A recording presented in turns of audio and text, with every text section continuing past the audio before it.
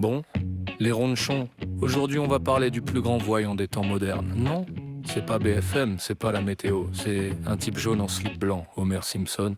Depuis 30 ans, ces dégénérés de Springfield ont soi-disant prédit des pandémies, des présidents chelous, des voitures qui roulent toutes seules, des puces dans le cerveau, des maisons qui te parlent et même la coupe du monde, bref. Nostradamus, mais avec des donuts. Regarde le tableau. D'abord il y a Lisa qui s'inscrit pour aller sur Mars en aller simple. Famille toxique mais soudée, tout le monde monte avec elle. Mission, une base sur Mars avant 2026. Dans la vraie vie t'as Elon qui veut 1 million de clampins sur la planète rouge d'ici 2050. On ne sait pas s'il va y arriver, mais on sent déjà que le ticket ne sera pas remboursable. Ensuite la voiture 100% solaire. Dans le dessin animé elle est à 2 cm de gagner la course. Ouf, un nuage, tout s'éteint, tout le monde se marre. Bienvenue dans l'écologie version sketch. Tant que le soleil brille, tu roules, dès qu'il se cache, tu pousses. Sauf que maintenant, dans le réel, on a des boîtes qui bossent vraiment sur des bagnoles tapissées de panneaux.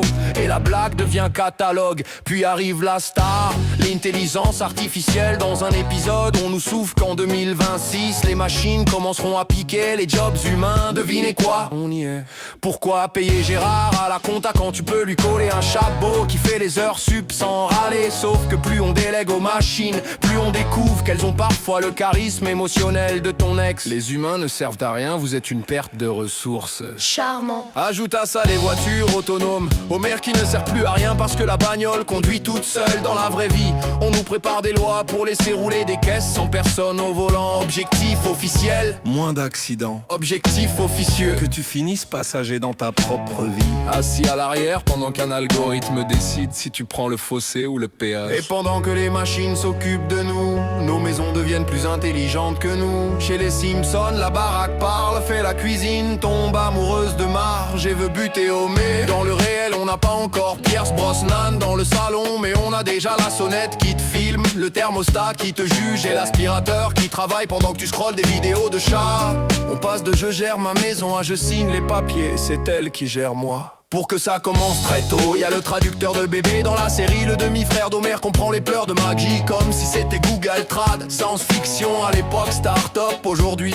On met des micros sur des nourrissons pour savoir si le cri veut dire j'ai faim, change ma couche. Ou je conteste l'autorité parentale. On n'a plus des parents, on a un service client. Là où ça rigole moins, c'est quand la série flirte avec l'apocalypse. Monde post-nucléaire, Springfield en ruine, Homer seul survivant. Le type incapable de gérer son barbecue devient dernier homme sur terre, ça fait rire. Jusqu'à ce que tu te rappelles Qu'on a des puissances nucléaires qui jouent au bras de fer. Une seule mauvaise décision et la blague devient communiqué officiel. Et puis, il y a le cerveau branché en Wi-Fi. Neuralink place une puce dans la tête de quelqu'un pour qu'il puisse contrôler un ordi par la pensée. Miracle pour certains malades, vertige pour tout le reste. Les Simpsons avaient déjà imaginé Homer recevant des mails dans son cerveau et chopant un virus informatique dans la tête. On rigole, mais l'idée d'un antivirus pour ton esprit donne envie de revenir à la bonne vieille migraine.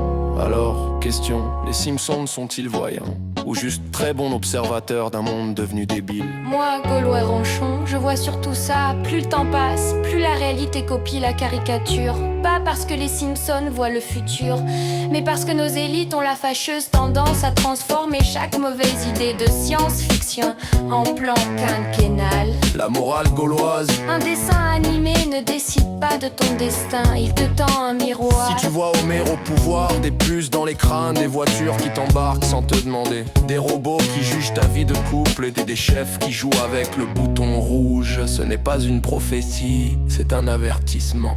Un goulolé, rue d'Arrêt Simpson, tout rire, ni au cerveau pour dire Sans m'aveu pas angle sur balai, sans le veau verti. c'est les procarations, c'est sogno au pas. Demande les roms jour, même à l'en air et s'oublier. Sauf Nepo, tour c'est autorie de la carpastrophe. La catastrophe, les dédonnés.